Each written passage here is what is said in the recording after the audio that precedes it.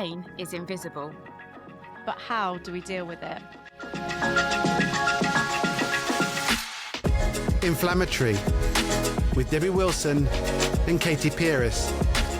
Navigating life with inflammatory arthritis. Hello and welcome to Inflammatory with Debbie and Katy. This week, we're going to be talking about one of the toughest parts and also a very invisible part of living with inflammatory arthritis, and that's pain. Just a quick disclaimer, we are not medical professionals and it is from our personal experiences. But Katy, pain goes hand in hand with inflammatory arthritis. How do you cope with it? That's a very hard one, isn't it? Because I don't know if anyone really copes very well with pain. And I think pain is such a sort of personal experience. I think we all feel it differently. We all might deal with it differently. When it's really severe, I think it's the hardest part of the disease. But equally, it's that sometimes you'll just have that constant dull pain. That can also be tricky because it's just always niggling at the back of your mind that something's not quite right. So I was going to say, when you had your symptoms, can you remember whether it was the pain first or the swelling first, or was it both together? It was mainly the stiffness and the pain because I didn't really get too much swelling. But then obviously for me with rheumatoid arthritis, the sort of the stiffness and the pains eased by lunchtime. But what I really struggled with was actually describing the pain. It is so hard. Yeah, because I've only ever had like a couple of minor sporting injuries. I'd broken my fifth metatarsal in my foot, but that pain was completely different to the pain that I get with rheumatoid arthritis. And I just couldn't articulate to the GPs what it was that I was feeling because it was nothing I'd really felt before. I found it really hard. And I think I've got a relatively high pain threshold because when I broke my foot, I went into the office the next day with a black foot. I just thought I'd slightly hurt it. And then I realised it was black. And then I showed my boss and they said, I think you need to go to A&E. Yeah, my gosh, wow. Yes. One of the things I think I have a high pain threshold as well. But again, it's very hard because it's very individual. I don't know what. And I you don't know how anybody else feels it. Exactly. Because I do remember when I was about 6 and having this pain in my left wrist. It was just horrid. And again, trying to explain that to doctors and everyone, it's really hard. But I was watching the news the other day. And there was this child on there and the doctor was saying, so what's your pain like? Is it like a stabbing pain? Because I've never been stabbed. How would I know? Yeah. Exactly. Yeah, that's true. It's really hard. Because people use stabbing pain all the time. And again, I mean, I've been maybe stabbed with a pencil at school. But it is that hard because I remember the pain, and then it was always a constant dull pain. I don't think I think it's really ever gone away, even for me, even when I was then on long-term treatment, because I'm so used to it that it is just constantly there. But I had so much pain in my right wrist last weekend, and it makes you take for granted everything in life. Because I was doing a roast dinner. I think I'd just get the chicken out, I'd get the pan out, no problem. But then I'm putting the chicken then on the pan and then lifting the pan with the chicken in. I couldn't do it. Yeah, and it's that, because if I'm flaring, the areas where I'm flaring just feel really weak and fragile. So it's not always necessarily the pain that I get bothered by. But I think I've mentioned it in a previous podcast. I always feel like my wrists are made of glass and they could shatter at any moment. Yeah. And it's that kind of fragility. And I still find it tricky. And if someone brushes past you, if you're not flaring and you're not in pain, that is fine. You wouldn't even notice it. But like, it could only be the gentlest of things. Suddenly the pain is just excruciating and it's mad because like another day, someone could do exactly the same thing and you'd pretty much not notice it. Yeah, because I must admit, my husband's been away for the last sort of 3 days and he came home last night and then he's like, just touching my hand. And I was like, that really hurts. And he was like, oh, sorry. And I was like, you weren't to know. It's like holding hands, because you mentioned it in the episode about GIA and schools. Yeah, I couldn't hold hands. You couldn't hold hands because of the terrible pain. And it was me when I was being diagnosed and I was playing tennis.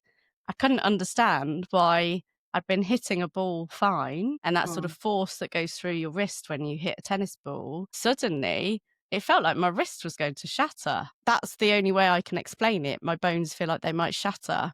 if there's another force that isn't just me holding my joints together with my muscles. Yeah, I get that completely. And then getting back to last weekend, eventually my husband then he had to have the dinner, but then I couldn't cut the dinner. And my daughter came round and she's like, "I'll cut your dinner, Mum, for you." You need one of those have you got an electric knife? I wouldn't even been able to hold it. It would have just fallen. I just Yeah. didn't. It was just awful. So thankfully my left hand wasn't too bad, so I could use that one. So yeah, she came around and cut it up for me. But for me, what my worst pain though is in my eye when I have my scleritis flare up. What part is it? Your wrists that are really It's my worse wrist for you? Yeah, and that's where if I'm flaring, that's the first sign. Even if it's not like a full on pain, but I'll feel, I guess it is a dull pain. That I don't know, because again, people have all these terminologies for pain, but I don't really know how to label my pain. Like sometimes my thumb joints will slightly, I guess, ache. Rather, I wouldn't classify it pain, I'd just classify it achy. Yeah. Because I suppose that's what most people say when you like, "Oh, what's wrong with you?" It's like, "Oh, my arthritis pain." "Oh, I get a bit of achy joints." And that. Yes. It's just like, it's not. Because with my eye, I won't be graphic, but I don't know if you've ever seen Terminator. I want his eye. That's what I want. And then my daughter's like, "Actually, Mum, if you had his eye, then you'd be able to cut your food with a laser. It'd be like a laser eye." I was like, "That's a good idea." But I don't want to get rid of my eye. But that's just how I feel when it is so excruciating, because you don't realise how many times you blink during the day. So you just blink. It's natural. You don't realise. Yeah. But every time I blinked, it was just because I had nodules in the eye, and it was just, that was excruciating. But then I cry. Obviously, when you're in so much pain, you cry. That made it even worse, because it was just, I just couldn't get out of it at all. But I find that normal painkillers don't even touch it. No. Do they for you? Not like a paracetamol. No. And I then have been given stronger painkillers. Yeah. But they space me out. I can't take them. Yes, I can't take the one I think you're thinking of for that reason. I just end up completely glazed over. Yeah. And it's just like, I still have like kids to look after. I still have a house. I still have work to do. Even if I take them at night, then I feel like I've got the worst hangover in the morning. But is there any other thing that you do to help relieve some of that pain? So I do occasionally use either ice packs, and I've also used, are they wheat packs that you put in the microwave? And I still, if I'm honest, I still don't know for myself whether hot or cold is better. I don't know either. Sometimes, but then I feel really cold. I get very cold very easily. And sometimes if I then put an ice pack on, it just makes my whole body then freeze. Yeah. So then I think I have something warm. But then is that just more of a placebo effect because I'm feeling that bit warmer in myself? Is that helping or not? I don't know. And I do, because Sarah was talking about it last week, I do think baths can also be quite, just because you're kind of relaxed. Yeah. So I do think, like with pain, it's trying to relax and to try and help you through it. And deep breaths, I do think there is a lot to say that kind of breathing, like through your nose, out through your mouth, is that the right way round? Yes. Can help as well. Yeah, I've learned that through Pilates, the breathing side. Because obviously when there's some exercises that are really, really quite tough, but then when she says do your breathing, actually it really helps. I suppose that's what they tell you when you give birth. Not that I gave birth naturally, but I suppose that's what they say as well, because it does. And I suppose it contracts your mind a bit as well.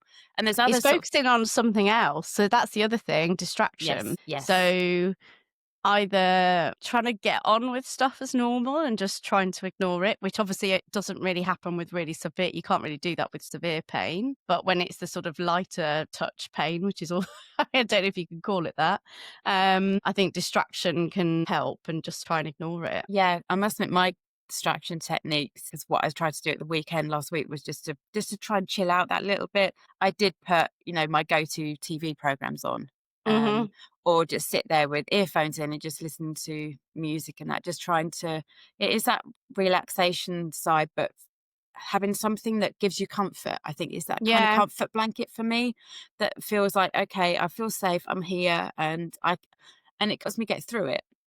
Yeah. If that kind of makes any sort of sense, because I think that's what you need as well. Because I think sometimes support systems are, they are fantastic, but when you're just going through so much pain, well, for me, talking and just being sociable is just not what I want to do at all. Yeah, you want to take yourself off. And if I'm in pain, I don't really like other people seeing it. So I like to just maybe go and sit by myself, or watch a film by myself, that kind of stuff. Yeah, I generally then sort of take myself to the bed and just sit and look out the window and chill out a bit and let everyone else in the household do what they want to do, and I'm left alone. But it's that masking thing as well. And I think when I was going into the office each day, I did really mask it because, again, it's trying to get over to people how hard it is, living with a condition that fluctuates, and, they don't, as you've said, Katie, they don't get that, one day you're fine and one day you're not. Yeah. So I really did mask it all the time. But I think that then made me then slightly grouchier. And I think people picked up on that because you're just that little bit more snappy. Oh, God, yes. My mood completely changes when I'm in pain, because even if I don't mention it, I am horrible. Not horrible, but I get really irritated by things that might slightly irritate me normally, and I can let them go. But when I'm in pain, no. I will tell you, I won't tell you I'm in pain, but I'll tell you that I don't like what you're doing, or that kind of thing. Or I want you to do this. Yeah, a bit more direct. My patience, I don't have much patience anyway, but my patience completely goes. Yeah, mine does as well. And I think also it ties in with the extra fatigue that goes along with it. Your body is working so much more overtime that makes you even more tired. And obviously we mentioned fatigue last week, and that's something, a misconception we really do want to try and get rid of, because fatigue isn't just tired, it's exhaustion. It really is. And then having to still show up and do everything day in, day out, it's just like, it's like feeling like you've had a vomiting bug all the time. That's the closest thing. I've never had the flu, so I can never really associate it with the flu. So I always think like a vomiting bug, where you've just been vomiting for 24 hours and then you're just completely wiped and zoned out. Yeah, I've had the flu a few times, and it does feel like that. And also I've had vomiting bugs as well. Yeah. One way to describe it would be, but it's constant. Yeah. Your fatigue is then just constant. I just want to go to bed earlier. Yeah. Usually I go to bed around 10, 10:30, go and sit and watch the TV. But I want to be in bed by about 8:30, 9:30 maximum. And that's really good, because I'm horrendous for just sort of sitting watching crap. However tired I am, I can't be bothered to take myself upstairs to bed. Do you ever then fall asleep on the sofa? Oh, okay. Because I try not to do that, because that's not good for my joints. I know that now.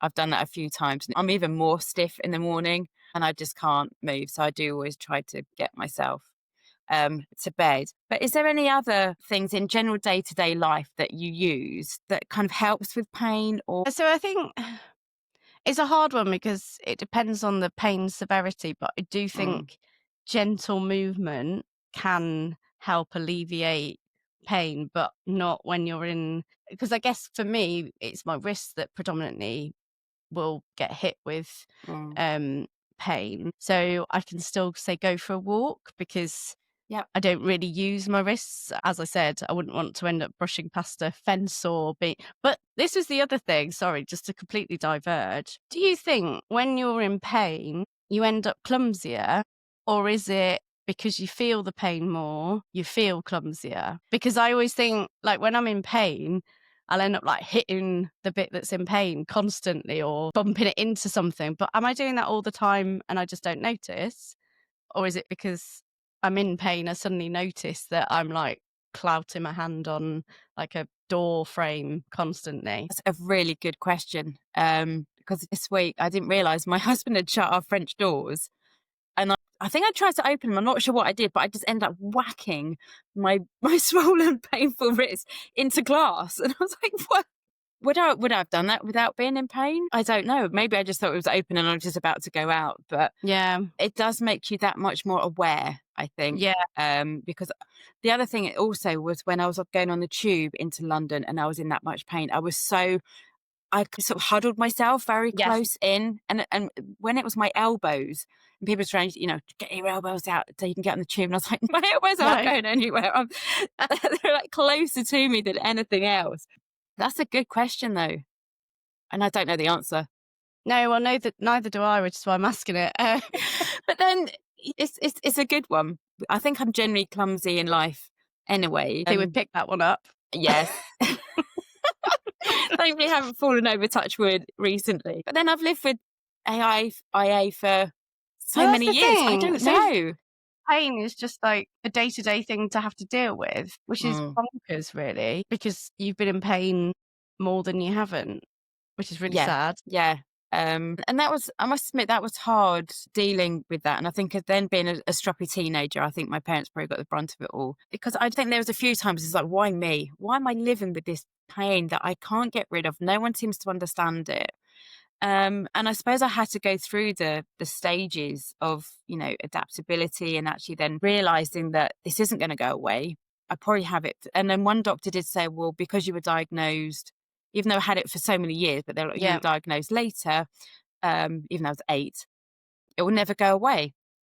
Oh. And so he was just like, you're going to have this for life. And it's like, right, how am I going to cope with this for life? And I think that life always throws you curveballs, I think. Of course. And you do always find a way out of them, however hard. And it's trying to give yourself, and I think what Sarah was saying last week, is just give yourself that time. Take it slowly and just do what is right for you. Listen to your body, which I was doing all the time. And it is, I think, because also then so many people just didn't understand that then I was in pain constantly. That and my doctors told me to deal with it. And then eventually I did it in my own way, because I then did have loads of stomach issues because I was constantly on anti-inflammatories and that as well. So I then had to come off that, because that was just making me feel even worse on top of everything else. I think, well, life and living with IA, as we've always said, is a balance. And it was balancing the pain and, feeling utterly rubbish. And it was just like, I can probably live with pain more than that, because I suppose I was trying to control how I felt with it. And I did have counselling when I was at uni, how to deal with it better. Yeah.